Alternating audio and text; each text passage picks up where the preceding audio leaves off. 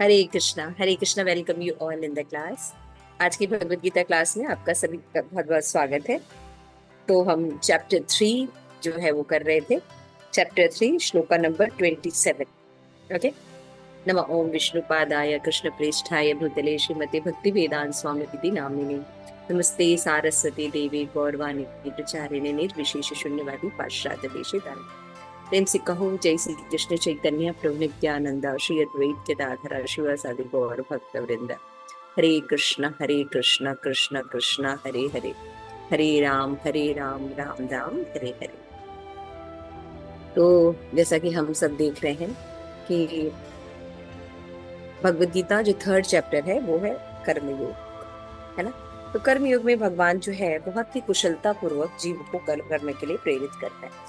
भगवान ये भी कहते हैं, अभी देखा था हमने 26 में, कि अगर मान लीजिए कोई व्यक्ति भक्त बन गया है तो ऐसा नहीं कि वो भक्त बन गया है तो पूरी दुनिया को उसी समय भक्त भक्त बना दे, है ना।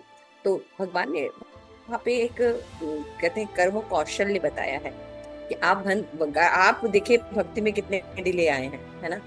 तो औरों को भी मौका दीजिए ताकि उनका जो है कर्म बने, ताकि वो भक्ति में आ सके, है ना। तो इसलिए भक्तों को हमेशा ऐसे बोला जाता है कि उनको इस तरह से प्रीच ना करें कि वो उनको समझ में ना आए कि सब कुछ छोड़ दें और बेवल्डर हो जाए, है ना। बल्कि उनको धीरे धीरे भक्ति के कार्यों में लगाना चाहिए, है ना। सेवाओं में हम लगा सकते हैं, बुक डिस्ट्रीब्यूशन करने के लिए, प्रसाद डिस्ट्रीब्यूशन करने के लिए, फेस्टिवल में कोई कार्य करने के लिए, है ना। या जिनके पास लक्ष्मी है उनको लक्ष्मी सेवा के लिए लगा सकते हैं, जिनके पास शक्ति है उनको शक्ति सेवा लगा सकते हैं, जिनके पास कोई स्किल है उस स्किल को भगवान की सेवा में धीरे धीरे यूटिलाइज कर सकते हैं।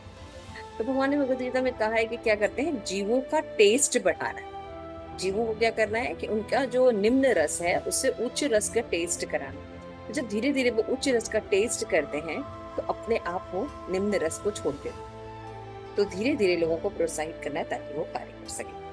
उसके बाद भगवान बताते हैं कि कैसे कर्म का कैसे सब फंक्शन होता है।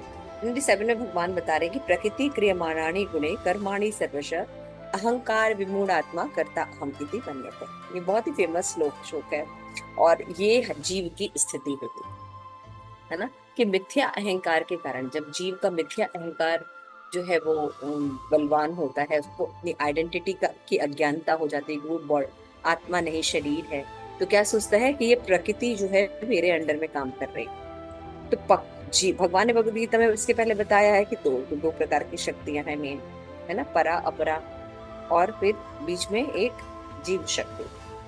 तो जो अपरा शक्ति होती है ये निम्न होती है ना, और जीव शक्ति जो होती है वो उच्च शक्ति होती है। तो जीव जो जो है वो अपरा शक्ति का दोहन कर सकता है, उच्च है ना, भगवान का अंश है, तो वो दोहन कर सकता है। लेकिन क्या होता है कि उसको मोह लगता है कि उसने ही प्रकृति को बनाया है, वो ही निहंता है, वो ही सब कुछ कर रहा है। मोह के कारण ऐसा होता है। तो भगवान यहाँ पे कहते हैं कि जीवात्मा अहंकार के प्रभाव में मोहग्रस्त होकर अपने आप को समस्त कर्मों का कर्ता भाव मान लेता है ना, जबकि वास्तव में वो प्रकृति के 3 गुणों के द्वारा संपन्न किए जाते हैं। तो जीव जो है अहंकार के कारण क्या सोचता है कि वो कार्य करता है, वो कोई चीज को डिसाइड करता है। भगवान यहाँ बता रहे हैं कि कर्मों के हिसाब से प्रकृति डिसाइड कर रहती है कि सब सिचुएशन कैसे है। और भगवत गीता के लास्ट वाले चैप्टर में भी बताया गया है कि किसी भी कार्य को करने के लिए 5 कारण होते हैं। जीव एक कारण है, लेकिन बाकी भी उस कारण होते हैं जो कि उस किसी कार्य के होने में उत्तरदायित्व क्रिएट करते हैं। लेकिन अहंकार के कारण क्या होता है, जीव को ये सब दिखाई नहीं देता या नॉलेज नहीं, मिथ्या अहंकार में अज्ञानता रहती है ना। तो 2 व्यक्ति जिनमें एक कृष्ण भावना भावित है और दूसरा भौतिक बंधन वाला है, समान स्तर पर कार्य करते हुए समान पद पर प्रतीत हो सकते हैं, किंतु दोनों के पद में जमीन आसमान का अंतर होता है। भौतिक चेतना वाला व्यक्ति अहंकार के कारण आश्वस्त रहता है कि सभी वस्तुओं का कर्ता वो है। वह नहीं जानता कि शरीर की रचना प्रकृति द्वारा हुई है जो परमेश्वर की अध्यक्षता में कार्य है।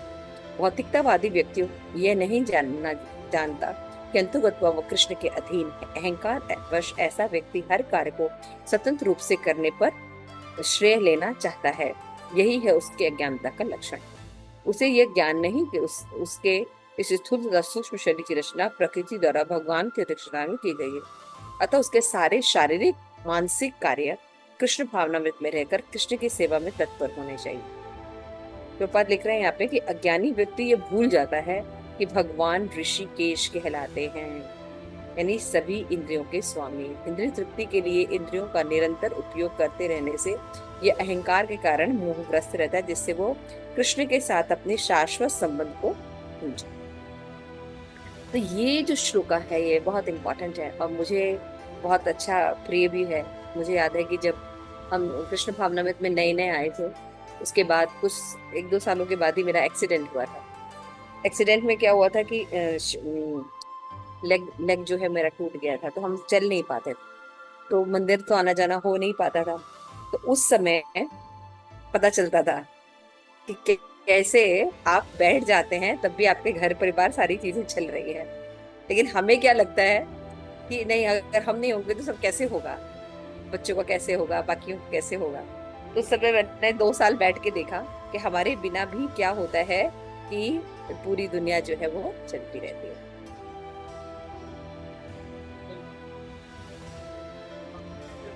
Recording is on. तो ये 2 साल मैंने खूब अच्छे से अनुभव किया और ये श्लोका में पठ पढ़ती थी, प्रकृति क्रियमाणानि गुणे कर्माणि सर्वशः इन अहंकार विमूढ़ात्मा कर्ता अहमिति नंद। तो आई प्रैक्टिकली सी कि ये जो प्रकृति है ये हमेशा कार्य करती रहती है, आप रहे या ना रहे। लेकिन हमको इस तरह से ज्ञान में रखती है कि if you are not there nothing can going to happen, है ना। हमको लगता है हम रहते हैं, हम हर चीज की व्यवस्था करते हैं, सभी चीज नहीं। आप मत रहिए, आपके हिसाब से नई चीजें होंगी लेकिन होंगी चीजें, है ना। तो इसका मतलब क्या है कि जो प्रकृति है ये भगवान के अध्यक्षता में कार्य करती है और यही सारी चीजें अरेंज कर रही है। काल वगैरह सारी चीजें जो है कर्म के अनुसार अरेंज हो रही है। लेकिन जीव जो, क्योंकि मैंने बताया कि जीव जो है उत्कृष्ट शक्ति है और प्रकृति जो है निकृष्ट शक्ति, तो इसका दोहन कर सकते हैं। तो उसको लगता है कि वो कंट्रोल कर रही है, वो सारी कुछ कर रही है ना। वो जो नौकरी करके आता है तो पैसे कमाती है तो सारी चीजें चल रही है ना। वो नहीं नौकरी करेगा तो कैसे पालन होगा, है ना। इतने शिल प्रपात हमेशा एग्जाम्पल देते हैं कि आप इस बर्ड्स जो हैं आकाश में उड़ रहे हैं, ये कौन सी नौकरी करते हैं, इनके आप भगवान उनका पालन नहीं कर रहे हैं। जो जानवर हैं ये कौन सा पढ़ाई पढ़ते हैं या कौन सा ऑफिस जाते हैं और भगवान उनका पालन करते। लेकिन हमें इस तरह से अज्ञानता के अंधकार में हम रहते हैं, अपने आप को शरीर मानते हुए कि हम ये सोचते हैं कि अगर हम नौकरी नहीं करेंगे और मनी नहीं रहेगा तो वी आर यूजलेस, है ना। तो ये होता है अज्ञानता। और शिल प्रभुपाद एक एग्जाम्पल देते हैं गधे का। गधा जो होता है उसको क्या करता है, उसका मालिक जो है लकड़ी लगा के गाजर आगे लगा देता है जो कि उसको कभी प्राप्त नहीं हो सकता, है ना। तो वो उसके खाने के लालच में दिन भर उसके साथ वो बहुत मेहनत करता है। कितना मेहनत कराते हैं गधे के ऊपर, जबकि अगर गधा थोड़ा सा सर उठा के देखे तो घास तो चारों तरफ है, कहीं भी जाके वो खा सकता है, उसके लिए इतनी मेहनत करने की उसको क्या जरूरत है। तो यहाँ पे शिल प्रभुपाद कह रहे हैं कि 2 तरह के मेंटेलिटी के लोग होते हैं। एक होते हैं मेटेरियलिस्टिक माइंड ऑफ, एक होते हैं कृष्ण भावना भावित। कृष्ण भावना भावित लोग जो होते हैं वो अगर शादीशुदा भी होते हैं तो गृहस्थ होते हैं, उनकी बुद्धि भगवान सेंटर्ड होती है और उनका जीवन भगवान सेंटर्ड होता है। वो प्रसाद के रूप में हर चीज को एक्सेप्ट करते हैं। लेकिन जो भौतिकतावादी लोग होते हैं वही सेम चीज को भोग की दृष्टि से एक्सेप्ट करते हैं। तो दोनों के कर्मों में अंतर होगा, है ना। तो भगवान को सेंटर में रखकर गृहस्थ जीवन जी रहे हैं और भगवान की इच्छाओं के साथ प्रसाद रूप में हर चीज को एक्सेप्ट करते हैं, उनको कर्म बंधन नहीं था, वो अकर्म करते हैं, है ना। अब बाकी लोग जो है या तो कर्म करते हैं या अकर्म करते हैं। जनरली लोग पाप करते हैं अगर भगवान को सेंटर में नहीं रखते। तो पाप, प्रभुपाद हमेशा कहते हैं जो पापी होते हैं उनके साथ प्रॉब्लम क्या होती है, एक तो वो पाप करते हैं और जीवन के लक्ष्य को नहीं जानने के कारण वो हमेशा ये जन्म मृत्यु के चक्र में फंसे रहते। तो कृष्ण भावना भावित व्यक्ति जो होता है कर्म करते हुए, समाज में रहते हुए भी, अपने कर्तव्यों का पालन करते हुए भी, सब चीज को प्रसाद रूप में ग्रहण करते हुए भी कर्म बंधन में नहीं फंसता। और दूसरी तरफ भौतिकतावादी जो लोग होते हैं तो भगवान को सेंटर में नहीं रखते और सब चीज को अपनी इंद्रिय तृप्ति के लिए यूज करते हैं, तो उनको उनका रिजल्ट यानी कर्म को भुगतना पड़ता है, पाप को भुगतने के लिए आना पड़ता है। तो बार बार जन्म मृत्यु के चक्र में पड़े रहते हैं और अपनी रियल आइडेंटिटी और मनुष्य जीवन के गोल भगवत साक्षात्कार से बहुत दूर है। तो बार बार उनको यहाँ पे आना पड़ता है, और अगर मनुष्य शरीर से नीचे गिर गए तो निम्न योनि में वापस जाना पड़ता है। फिर तो यहाँ पे श्रील प्रभुपाद कहते हैं कि अहंकार के कारण लोग जीव जो है इस प्रकृति को अपने प्रभुत्व में रखता है और अपने आप को प्रकृति का हिस्सा मानता है। ये मिथ्या अहंकार के कारण होता है। तो ये कर्म योग है, इसलिए प्रभुपाद भगवान यहाँ पे इसको समझा रहे हैं अर्जुन। इसके बाद जो 28 श्लोक है, तद्विद तु महाभावो गुण कर्म विभागयो गुण गुणेषु वर्तन्ते इति मत्वा न सज्जते। हे महाभाव, हाँ, भक्ति भावमय कर्म तथा सकाम कर्म के भेद को भली भांति जानते हुए जो परम सत्य को जानता है वो कभी भी अपने आप को इंद्रियों में तथा इंद्रिय तृप्ति में नहीं लगाता। तो भक्तों के ये लक्षण होते हैं ना, जो भगवत भक्ति में आ जाते हैं। तो यहाँ पे अर्जुन को महाबाहो कहा गया। इट इज वेरी, मतलब कि यू आर वेरी, आप बहुत सक्षम हैं, है ना, आप क्षत्रिय हैं, महाबाहो हैं, आप किसी भी चीज पर विजय प्राप्त कर सकते हैं। तो आप विजय किस पर प्राप्त कीजिए? अपनी अज्ञानता पर प्राप्त कीजिए, है ना। अज्ञानता पर प्राप्त करके भक्ति में कर्मों में लगे, यानी भगवान की इच्छा को अपनी इच्छा मानिए। सिंपल सी डेफिनेशन विनम्रता का श्रील प्रभुपाद ने सिंपल सा डेफिनेशन दिया है कि भगवान की इच्छा को अपनी इच्छा मानिए, यही विनम्रता होती है। तो यहाँ पे बताया कि जब व्यक्ति कर्म को समझता है तो एक होता है कि हम अपने अपने हिसाब से विजन करते हैं, ये करना चाहिए, ये नहीं करना चाहिए, ऐसा। और एक होता है कि गीता के अनुसार, भगवान के अनुसार कर्म को डिफाइन कर। तो जब व्यक्ति भक्ति करने लगता है, भगवान के अकॉर्डिंग कर्मों को सीख लेता है भक्तों के साथ में रह के, तो वो दो चीज में भेद करता है। वो जानता है कि भक्ति में कर्म का क्या है और इसका क्या रिजल्ट है, और ये जो सकाम भक्ति हो रही है ना, ये भक्ति किसी हेतु के लिए हो रही है, इन दोनों में अंतर होगा, है ना। तो दोनों में अंतर होगा, इसलिए जीव क्या करता है, परम सत्य के बारे में जब पढ़ता है, सुनता है, भक्तों से प्रवचन लेता है ना, और देखता है, महसूस करता है, तो समझता है कि परम सत्य जो है वो ही सब कुछ है, और उनके अनुसार जीवन जीने से हमारा जो है मनुष्य जीवन सार्थक होगा। और इसलिए वो क्या करता है, कभी भी अपने आप को इंद्रिय तृप्ति में नहीं लगाता। यानी सभी चीजों का उसको देखने का तरीका क्या होता है, ईर्ष्यावास से सिद्ध, है ना, कि संपत्ति भगवान की है और भगवान की सेवा में यूज करके युक्त वैराग के रूप में हमको सब चीज एक्सेप्ट कर।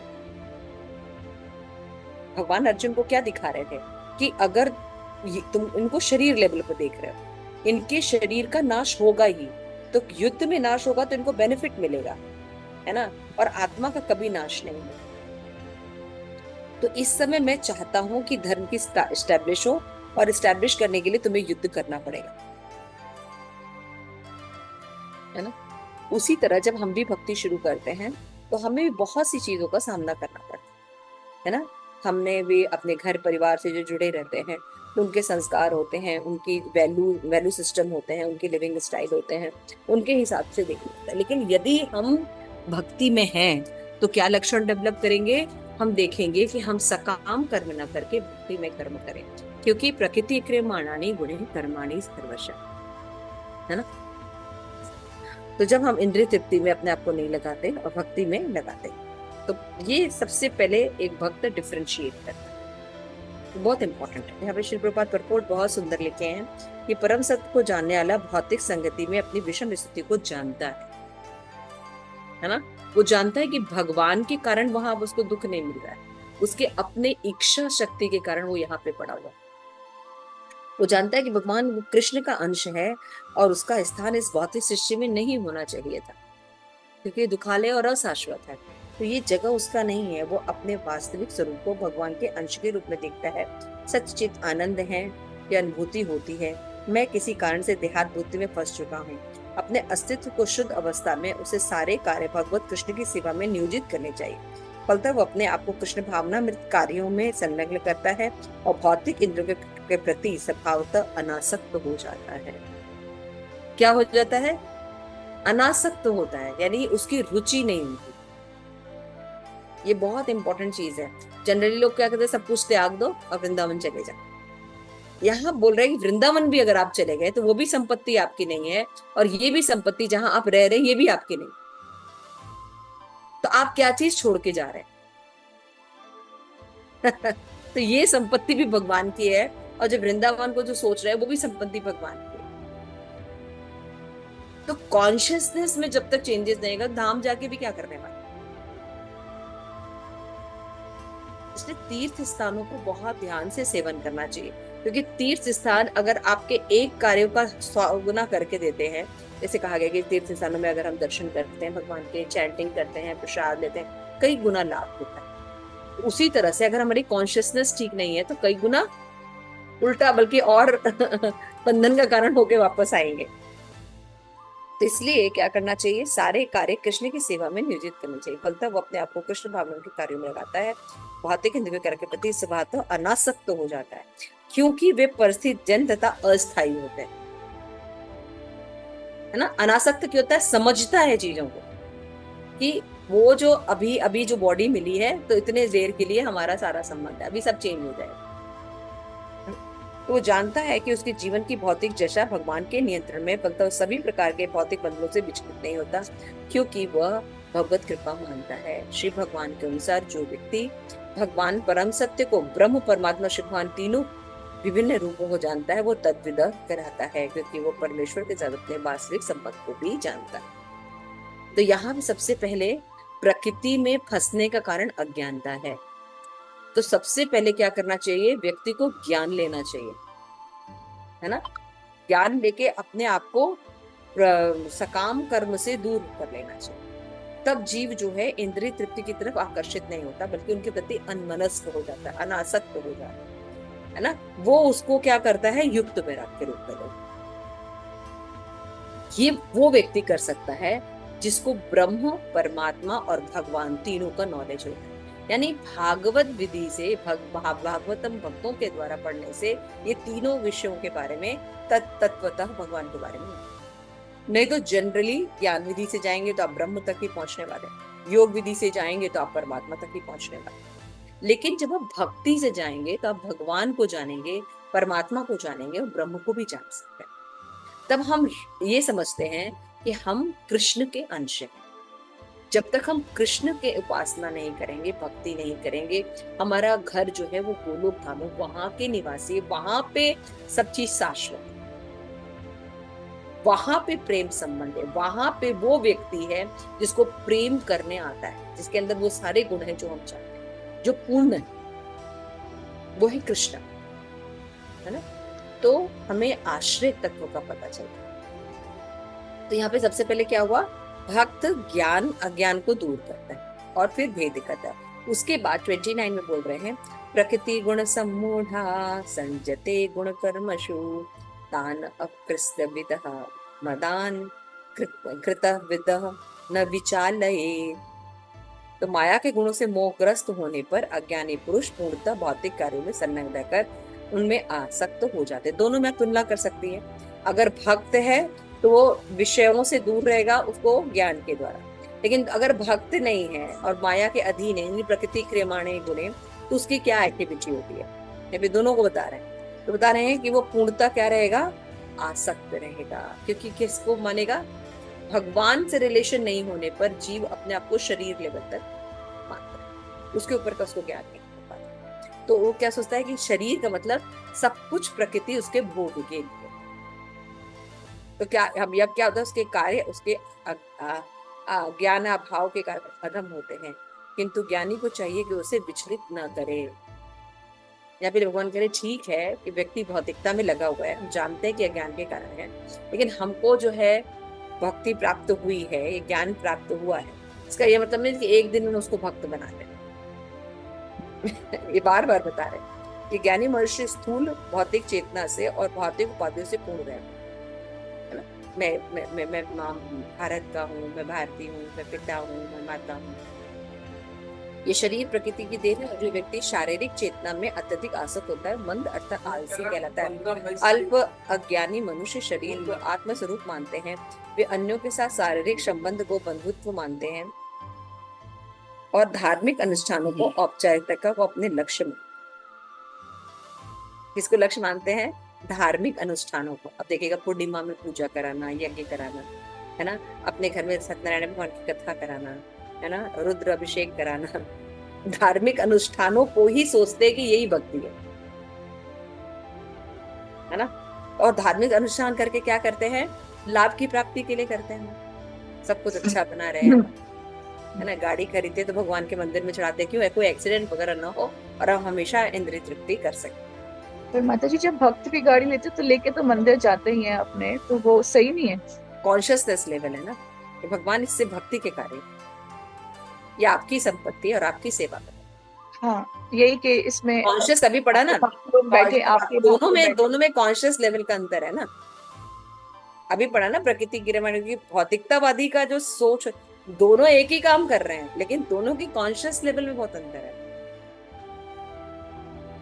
वो भगवान की सब चीज भगवान की संपत्ति मान रहा है, घर को भगवान की संपत्ति मान रहा है, तो भगवान का है ऐसी कॉन्शियसनेस में वो उसको यूज करने वाला है।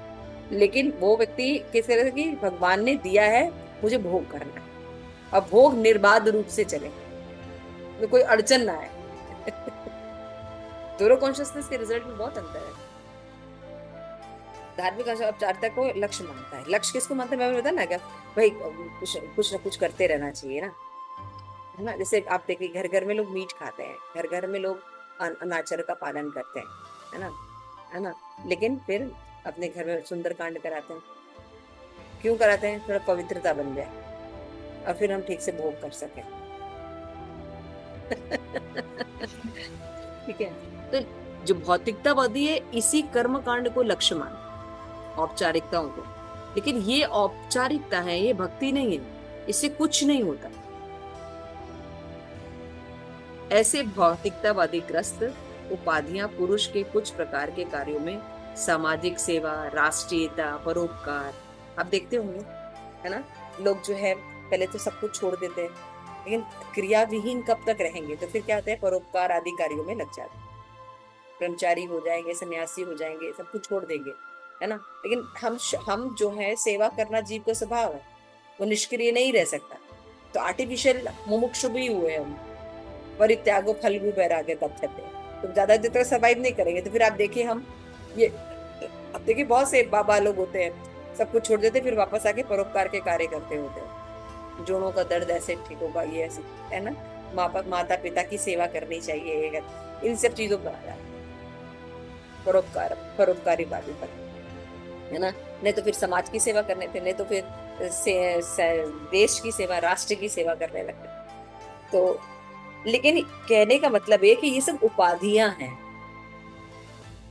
दिक्कत क्या है कि ये सब उपाधियां, ये आपको, तभी तो लोगों को समझ में आता है इतना करके भी फिर जीता क्यों नहीं मोदी। इतना करके भी मोदी क्यों नहीं जीता? दिक्कत ये है कि ये सब परोपकारवादी कार्य, ये उपाधियां बने कार्य, ये हर्ष और शोक देते रहे, ये बंधन मुक्त न आपको करेंगे न किसी और को। मेरा बहुत बड़ा फर्क है, और ये फर्क शिल प्रभुपाद क्रिएट कर। समाज में लोग भगवान की भी भक्ति करते हैं लेकिन बिना गुरु के, बिना परंपरा के गुरु के, वो भक्ति स्वीकार्य नहीं होती है भगवान, क्योंकि वहां पे आप मनमाना भक्ति कर रहे हैं। लेकिन ये से आप भगवान की भक्ति कर रहे तो कुछ ना कुछ तो है, लेकिन मतलब कहने का मतलब वो भक्ति भगवान को प्रसन्नता नहीं देती, वो शुद्ध भक्ति के अंतर्गत नहीं आता। भावुकता हो जाती है ना कि हम तो तो कृष्ण अब कृष्ण उन्मादता बोलते हैं। होती है और उससे भगवान की प्रीति नहीं होती है। इवन जैसे कि मैंने पढ़ा रहा था कि जैसे मीराबाई जी थी, तो भगवान की बहुत शुद्ध भक्त थी, काफी भजन गाती थी, लेकिन जब जीव गोस्वामी से वो मिली तो उन्होंने जब चैतन्य महाप्रभु के बारे में पढ़ा तो उनको सही नॉलेज हुआ कि भगवान की भक्ति कैसे करनी चाहिए, क्या करनी चाहिए। उसके बाद के उनके जो पद और दोहे हैं उसमें आप देखेंगी तो जो सनातन धर्म के जो सिद्धांत है उनको प्रतिपादित किया गया है। तो कितना डिजास्टर चेंज आया है ना। तो भावनाओं के साथ ज्ञान दोनों होना चाहिए। प्रभुपाद हमेशा कहते हैं कि सेंटिमेंटल भी बिल्कुल नहीं होना चाहिए और उसमें ज्ञान ना हो, और या तो बहुत ज्ञान नहीं होना चाहिए, सेंटिमेंटल ना। दोनों का समावेश का मतलब होता है भक्ति। भक्ति भावना है, लेकिन भक्ति लंबे समय तक निरंतर चलने के लिए ज्ञान होना आवश्यक है। तो दोनों के समावेश से भक्ति होती है। तो यहाँ पे शिल प्रभुपाद देखिए बहुत बड़ा, आप समझ लीजिए, क्रांतिकारी विचार कर रहे हैं कि भौतिकतावादी उपाधियों से ग्रस्त रहते हैं और वो सारे कार्य क्या करते हैं, उपाधियों से युक्त वाले कार्य करते हैं, है ना। निष्क्रिय हो जाते हैं। निष्क्रिय अवस्था जीव की है नहीं, उसकी वो पोजीशन है नहीं। सेवा करना उसकी प्रवृत्ति है। तो फिर वो क्या करते हैं, वो परोपकार, समाजवाद, राष्ट्रवाद आदि के कार्य करते हैं। ऐसी उपाधियों के चक्कर में सदैव भौतिक क्षेत्र में व्यस्त रहते हैं। यानी आत्मा का नरिशमेंट नहीं हो रहा है। देखिए सब कुछ हो रहा है, प्राइम मिनिस्टर भी बन रहे हैं, है ना, स्टेट मिनिस्टर भी बन रहे हैं, लेकिन यहाँ पे हो क्या रहा है, इतने बड़े लेवल पर आप व्यस्त हैं, सब शून्य। उसके लिए आध्यात्मिक बोध मिथ्या है। अब उनको देखिए भगवान के बारे में कितना नॉलेज है, कुछ भी नहीं। तो भगवान के अब पहले के जैसे शिल प्रभुपाद अभी श्रीमद् भागवतम में लिखते हैं कि लोग राम राज्य चाहते थे, तो उसमें वो सुखी थे। कैसा सुख था, आदि दैविक, आदि भौतिक, आदि क्लेश नहीं होता था। मृत्यु भी जो वो चाहता था उसकी मृत्यु होती थी, मृत्यु भी नहीं होती। तो एक्चुअल में ये हुआ ना। अब जैसे ये सब लोग जो है आजकल सोचते हैं कि बहुत पढ़े लिखे हैं, ये कुछ है, तो वो मॉडर्न साइंस को या विकास को, इन सब को जो मायने दे रहे हैं कि ये जीवन का लक्ष्य है, न तो वो सही साधनों का दोहन कर रहे हैं, न अपने उनको पता है कि जीवन का क्या लक्ष्य है, और वो अंधा अंधे को फॉलो कर रहा है।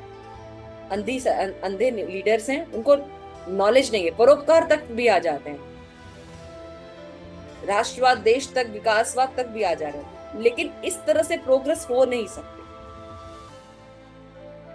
थोड़ा सा अगर आप देखिए शिल प्रभुपाद के समकालीन दो लोगों को पकड़िए। शिल प्रभुपाद के समय में एक तो महात्मा गांधी थे और दूसरे सुभाष चंद्र बोस, उनके सीनियर, ठीक है ना, दो लोग थे। और एक हुए शिल प्रभुपाद। तीनों का विजन है काम करने का, है ना। महात्मा गांधी भी काम कर रहे हैं, लोकप्रिय हैं, राष्ट्रपति हैं महात्मा गांधी। अभी आप उनके बारे में पढ़ लीजिए वो कैसे थे, पूरे तरह से करप्टेड।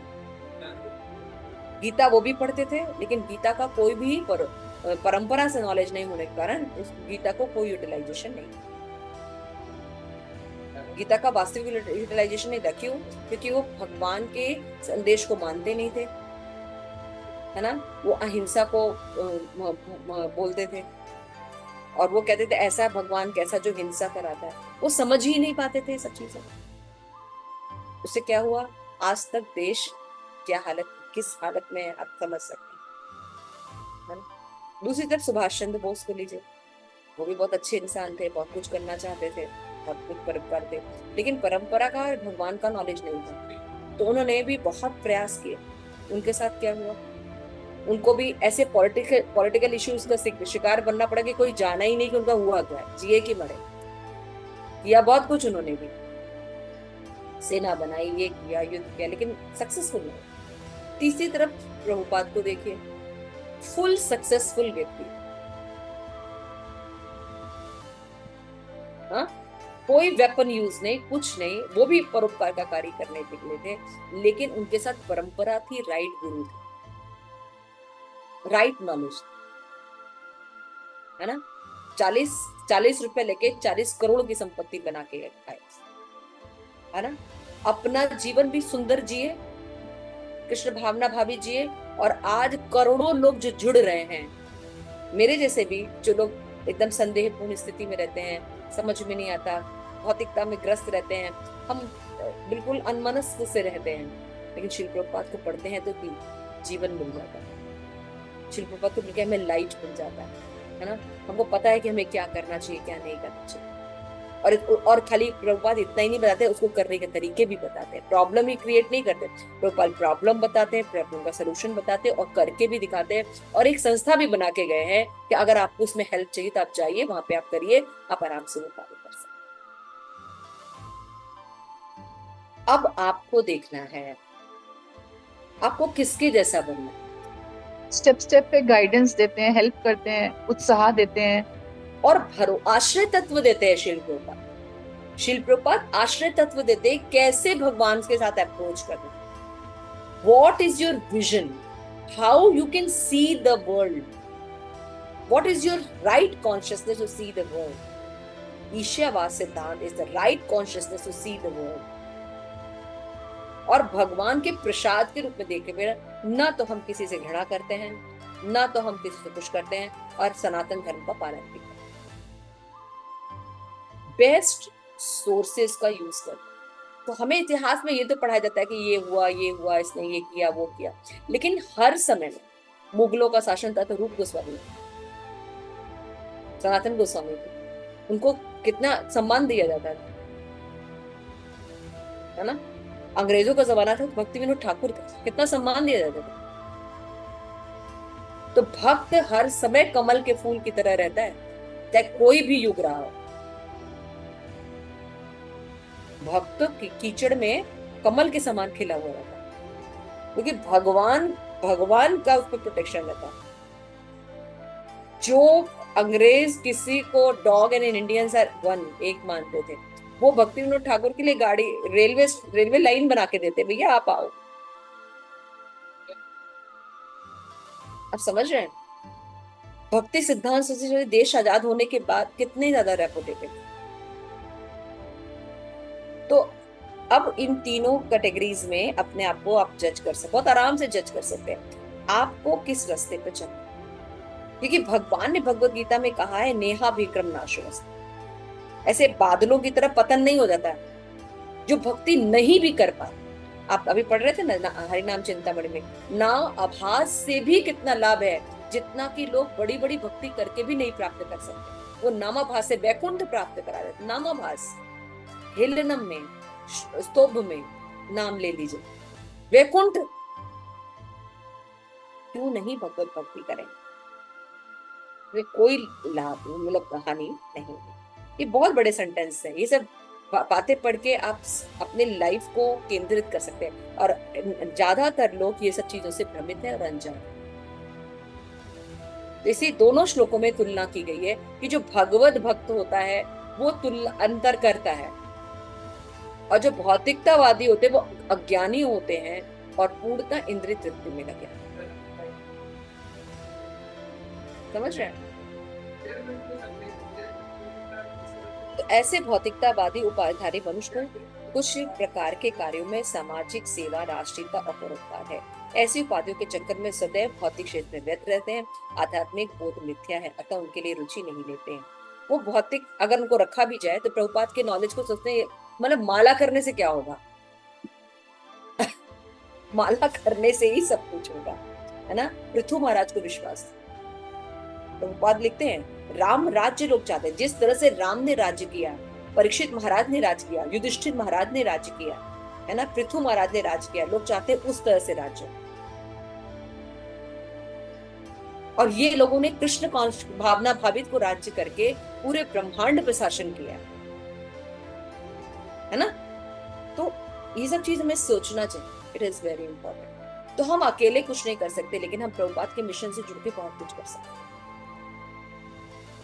किंतु जो लोग आध्यात्मिक जीवन में जागरूक हैं, देखो प्रभुपाद तुरंत तुलना कर रहे हैं, है ना, भौतिकतावादी का बता के फिर लेकिन जो आध्यात्मिक से जागरूक भी हैं, मतलब भक्त नहीं है लेकिन जागरूक भी हैं, उन्हें चाहिए कि वो भौतिकता में मग्न व्यक्तियों को विचलित ना करें। ये बहुत बड़ा इंस्ट्रक्शन है और लोग ऐसा कर रहे हैं। आज इस्कॉन में इस बात का नॉलेज देने की बहुत जरूरत है। जिस दिन हम भक्त बन जाते हैं, हम सोचते हैं अपने पूरा परिवार हमारा उसी दिन भक्त बन जाए।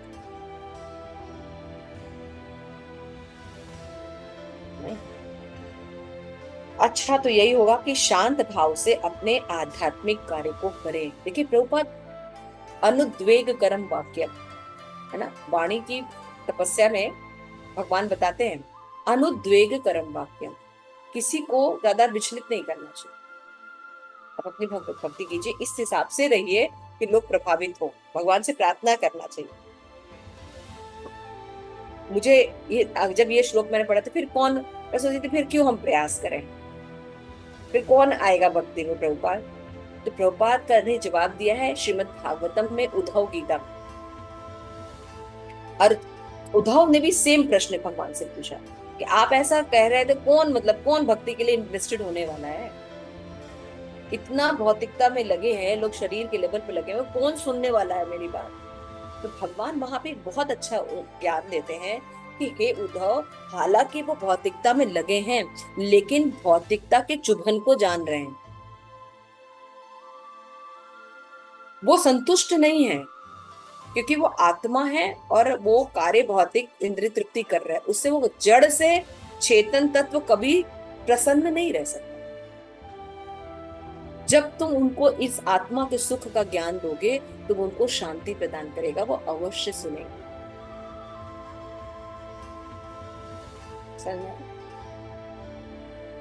तो दैट इज द पॉइंट। हम लोग एक्साइटेड हो जाते हैं ना, क्यों नहीं कर रहे, क्यों नहीं कर रहे, क्यों नहीं कर हाँ, रहे। तो हमारे को साइलेंस मेंटेन करना चाहिए एक दिन आदत में। है ना, जैसे अब भौतिकतावादी में अगर हम भगवान नहीं बन रहे हैं तो स्पिरिचुअल में भगवान बन रहे हैं कि अब हम बन गए तो अभी सबको हम भगवान ही तो बनने की कोशिश कर रहे है ना। तो यहाँ पे प्रभुपाद ने कहा है कि आध्यात्मिक कार्यों को करें। ऐसे मोहग्रस्त व्यक्ति अहिंसा जैसे जीवन के मूलभूत नैतिक सिद्धांतों तथा इसी प्रकार के परोपकारी कार्यों में लगे रह सकते हैं। ये प्रभुपाद किसको बोल रहे हैं? महात्मा गांधी को बोल रहे हैं। पूरे समाज को बरगला देता है ना। वो क्या सोचते हैं? अहिंसावादी कार्यों में लगे रहे, है ना। जो लोग अज्ञानी हैं वो कृष्ण भावनामृत के कार्य को समझ नहीं पाते। अल्प पूर्णम गौतम राजम विश्वास नैव जायते, है ना। किसके किसमें विश्वास नहीं होता? बोलिए भोगा मंत्र। भोगा मंत्र क्या है? जब भोग खाने से पहले, प्रसाद खाने से पहले, महाप्रसादे गोविंदे हाँ, नाम ब्राह्मणी, महाप्रसादे गोविंदे नाम और ब्राह्मणी। वैष्णव चार लोग, चार नाम। लोग। समझे? महाप्रसाद, गोविंद, नाम और वैष्णव, इन चारों में रुचि नहीं होती जिनके पास अल्प ज्ञान। अतः भगवत कृष्ण, भगवान कृष्ण हमें उपदेश देते हैं अभी फाइनली हमें कैसे करना है। ऐसे लोगों को विचलित न किया जाए और व्यर्थ ही मूल्यवान समय नष्ट न किया जाए।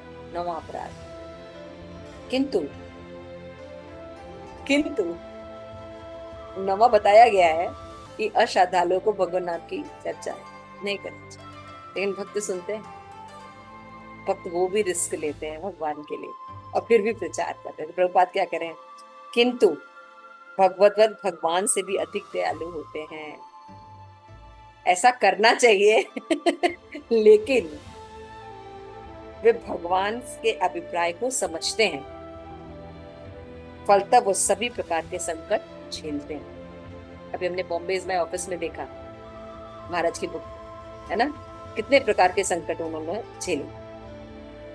जहां तक वे इन अज्ञानी पुरुषों के पास जा जाकर उन्हें कृष्ण भावना के कार्यों में प्रवृत्त करने का प्रयास करते हैं जो मानव के लिए परम आवश्यक है। बार बार जाते हैं, बार बार लोगों की अवहेलना करते हैं। जब श्री प्रभुपाद का मूवमेंट शुरू हुआ था इंडिया में, तो बॉम्बे में, तो वहां पे देवानंद की फिल्म भी आ गई, है ना, हरे रामा हरे कृष्णा। उसमें दिखाया गया कि वो लोग कैसे हैं, पोल्यूटेड है, उनको कितनी दिक्कत हुई।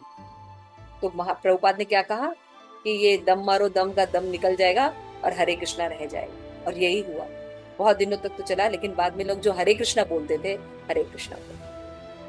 तो यहाँ पे ये बात बताएगी। तो यानी दोनों श्लोक में क्या बताएगा? एक में बताएगा कि भगवत भक्त के क्या लक्षण होते हैं और दूसरा भौतिकतावादी जो लोग रहते हैं वो क्या करते हैं।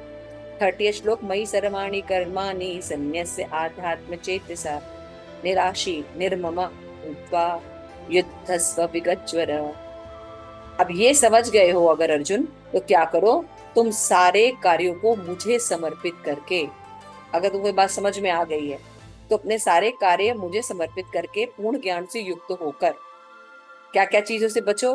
लाभ की आकांक्षा मत करो, कि तुमको लाभ मिलेगा तब हम ये काम करेंगे, नहीं, भगवान ने कहा इसलिए करना है, गुरु ने कहा इसलिए करना है। और स्वामित्व के दावे के बिना, ये बहुत इंपॉर्टेंट है। यहाँ पे लिखा ना कि जो भौतिकतावादी लोग होते हैं वो अपना अपना नाम करते हैं कार्य करने के लिए। तो स्वामित्व का दावा नहीं, आपको पता होना चाहिए कि प्रकृति भगवान की अध्यक्षता में कार्य कर रही है। स्वामित्व के दावे के बिना और आलस्य से रहित रहिए, और क्या कीजिए, युद्ध कीजिए। ये हम लोग के लिए है। इस श्लोक में भगवत गीता का प्रयोजन स्पष्ट किया गया। ये श्लोक बहुत इंपॉर्टेंट है। मयि सर्वाणि कर्माणि संन्यस्य आध्यात्म चेतसा निराशी निर्मनो भूत्वा युद्धस्य विगच्छ्वर। तो ये प्रयोजन है भगवत गीता। युद्ध करो, कैसे? खाली युद्ध करो नहीं, उसमें 3 बातें मेंशन की गई हैं। लाभ की आकांक्षा से रहित, स्वामित्व के दावा नहीं करना है, और बिना आलस्य के मिलिट्री की तरह शासन करना है। रोज 4 बजे उठना है, चाहे कुछ भी रहे, है ना, हमेशा सुलहमाला करनी किसी परिस्थिति में। तो प्रयोजन स्पष्ट किया। भगवान की शिक्षा है कि स्वधर्म पालन के लिए सैन्य अनुशासन के सदृश पूर्णतः कृष्ण भावना भावित होना चाहिए। That line is very important. जैसे एक सैनिक युद्ध में लड़ता है तो हमेशा सावधान रहता है, उसी तरह भक्त जो है सदैव माया से युद्ध करता है, उसको सदैव सावधान रहना चाहिए। यानी जो नियम है उनका बहुत अच्छे से पालन करना चाहिए, आलस्य नहीं करना चाहिए। ऐसे आदेश के कुछ कठिनाइयां उपस्थित हो सकती हैं। कृष्ण में आश्रित होकर स्वधर्म का पालन भी करना चाहिए, क्योंकि जीवन का स्वाभाविक स्थिति है, बहुत कुछ झेलना पड़ेगा, लेकिन हमको भगवान के आश्रित रहकर कार्य करना चाहिए। जीव भगवान के सहयोग के बिना सुखी नहीं हो सकता, क्योंकि जीव को नित्य स्वाभाविक स्थिति ऐसी है कि भगवान की इच्छाओं के अधीन रहा जाए। भक्त इस बात को जानता है, इसलिए सदैव भगवान के अधीन रहकर सहन के साथ कार्य करता है। बॉम्बे ऑफिस में जब श्री प्रभुपाद ने बॉम्बे का लैंड लिया, तो जो उनके जो ओनर थे लैंड के, है ना, उन्होंने बहुत छल कपट किया, उनकी मृत्यु भी हो गई, है ना, लेकिन श्री प्रभुपाद को लैंड मिला भी, वहां पे मंदिर का भी निर्माण शुरू हुआ, लेकिन उनकी वाइफ वो इस चीज को एक्सेप्ट नहीं कर पा रही थी, और उन्होंने बहुत प्रताड़नाएं श्री प्रभुपाद के उस मंदिर निर्माण में की, है ना, पुलिस को भेज दिया, कब्जा करवा दिया, मंदिर तोड़वा दिया, है ना, और बहुत से उजूल फुजूल बातें पेपर में छपवाने लगे कि मतलब ये जो इस्कॉन वाले हैं ऐसे हैं वैसे हैं, ऐसे करके बहुत प्रार्थना की। लेकिन श्रील प्रभुपाद भगवान के भक्त थे, उन्होंने सहन किया और अपनी लड़ाई जारी रखी। रिजल्ट क्या हुआ? भगवत कृपा से उन जो माता जी थी, उनका क्या नाम था मुझे याद नहीं आ रहा है, लैंड किसकी थी, अच्छा उनका याद, मुझे भी याद नहीं आ रहा। तो वो श्रील प्रभुपाद के पास गई, उनके पैर छू के उनसे माफी मांगी, और उन्होंने कहा कि मेरे पति की जो आत्मा है वो भटक रही, और उन्होंने कहा है कि लैंड आपको दे दे, और मैंने जो भी कार्य किए हैं उनके लिए मुझे क्षमा करो। हृदय परिवर्तन होता है यदि कोई भगवत आदेश का पालन करता है। हृदय के साथ विक्ट्री होती है। बाकी जगह में आप शक्ति प्रदर्शन करके विक्ट्री करते हैं, वो विक्ट्री ज्यादा स्थायी नहीं रह सकती, लेकिन भगवत भक्ति में हृदय हार्ड चेंज होता है, और ये चेंज हमेशा स्थायी रहता है। श्री प्रभुपाद के मूवमेंट में जितने भी हिप्पीज ने ज्वाइन किया, उनका हृदय परिवर्तन हुआ, इसलिए वो पूरा जीवन दे दिए, अभी भी वो भगवान की भक्ति कर रहे। चेंज ऑफ हार्ट होता है, समझ में आया? ये चेंज चाहिए, है ना, जबरदस्ती का अधिकार में। तो यहाँ पे यही बात श्री प्रभुपाद कह रहे हैं। श्री कृष्ण ने अतः श्री कृष्ण ने अर्जुन को युद्ध करने का आदेश दिया, मानो भगवान उसके सेनानायक हो। परमेश्वर की इच्छा के लिए मनुष्य को सर्वस्व की बलि करनी चाहिए, साथ ही स्वामित्व जताए बिना स्वधर्म का पालन करना चाहिए। अर्जुन को भगवान के आदेश का मात्र पालन करना था। परमेश्वर समस्त आत्माओं के आत्मा है, अतः जो पूर्णता परमेश्वर पर आश्रित रहता, पूर्णता परमेश्वर आश्रित रहता है, अर्थात जो पूर्णता कृष्ण भावना भावित है। यहाँ पे प्रभुपाद पूर्णता शब्द लिख रहे हैं, ये नहीं कि अब सुबह शाम जाता है मंदिर, लेकिन नहीं, पूर्णता मतलब पूरे जीवन को कृष्ण भावना भावित बनाता है। ऐसा नहीं कि बस मंदिर जाके सुबह शाम घंटा हिला रहा है और बाकी अपना कार्य कर रहा है, नहीं। कृष्ण भावना लोग भावित जो लोग वो होते हैं जिनके जीवन में परिवर्तन। अतः पूर्णतः परमेश्वर आश्रित रहते हैं, दूसरे से आत्म चेतसा कहलाते हैं, आध्यात्म चेतसा, है ना, सॉरी आत्म नहीं आध्यात्म चेतसा। तो निराशी का अर्थ है स्वामी के आदेशानुसार कार्य करना किंतु फल की आशा न करना। कोषाध्यक्ष अपने स्वामी के प्रभुपाद से एग्जाम्पल देते हैं, लाखों रुपए वो जो है अकाउंटेंट जो है गिनता है, किंतु उनमें से 1 रुपया भी वो नहीं रख सकता। इसी प्रकार मनुष्य को समझना चाहिए कि संसार में किसी व्यक्ति को कुछ भी नहीं है, सारी वस्तुएं भगवान की हैं। कौन करे? मई मुझसे का वास्तविक तात्पर्य यही है। और जब मनुष्य इस प्रकार से कृष्ण भावना पे कार्य करता है तो किसी भी वस्तु पर अपने स्वामित्व का दावा नहीं करता। वो यह भावना निर्ममम अर्थात मेरा कुछ नहीं है कहलाता है। यदि मेरे ऐसे कठोर आदेश को जो शारीरिक संबंध से तथाकथित बंधुत्व भावना से रहित है पूरा करने में कुछ झिझक हो तो उसे दूर कर देना चाहिए। इस प्रकार भगवान कह रहे विगत ज्वर या आलस से रहित होकर कार्य करना चाहिए। इसलिए कृष्ण भावना भावित में कहा जाता है आलस से मत करें, है ना, भक्ति के नियमों को पालन करना, आलस से मत करें। अपने गुण तथा स्थिति के साथ प्रत्येक व्यक्ति को विशेष प्रकार का कार्य करना होता है। प्रभुपाद लिख रहे हैं ना, सबकी परिस्थितियां अलग होती हैं, तो सबका एक विशेष कार्य होता है, विशेष जिम्मेदारी होती है, और कर्तव्यों का पालन कृष्ण भावना भावित होकर करना चाहिए, है ना। ब्राह्मण हो, क्षत्रिय है, वैश्य है, स्त्री है, पुरुष है, इसकी पुष्टि का मार्ग प्रशस्त हो जाता है। अगर कोई इन श्लोकों के अनुसार मई सर्वाणी करवाणी करता है, इन निराशी निर्ममो, है ना, आध्यात्म चेतसा होके, तो वो व्यक्ति सही दिशा में कार्य करता है। तो इस तरह से भक्तों को कार्य करना चाहिए, ठीक है। ये सही कर्म है।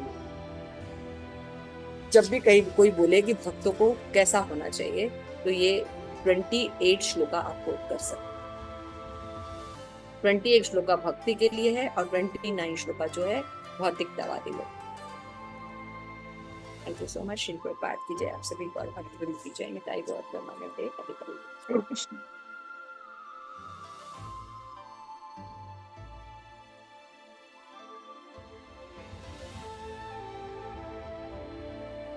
अब इसके बाद